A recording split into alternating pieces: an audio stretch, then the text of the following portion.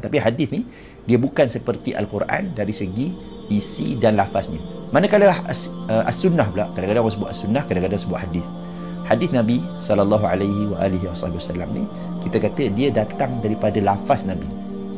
Ada kalanya ia wahyu daripada Allah, ada kalanya Allah SWT memang sengaja menjadikan benda tu daripada daripada Nabi Muhammad sallallahu alaihi wasallam sendiri, tapi semuanya dipandu oleh Allah SWT lah. Kita yakin Allah SWT menguruskan alam ni semua, termasuklah menguruskan nabinya yang mulia Nabi Muhammad sallallahu alaihi wasallam. Tapi hadis ni dia bukan seperti Al-Quran dari segi isi dan lafaznya, tidak.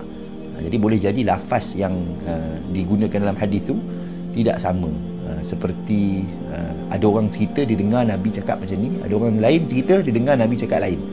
Jadi kenapa ada perbezaan tu? Ada macam-macam sebab juga. Tapi secara asasnya kita tahu isi dia tu, yang penting isi dia tu adalah daripada Allah ataupun wahyu daripada Allah SWT. Tapi lafaz tu tidak semestinya lah datang daripada Allah secara terus.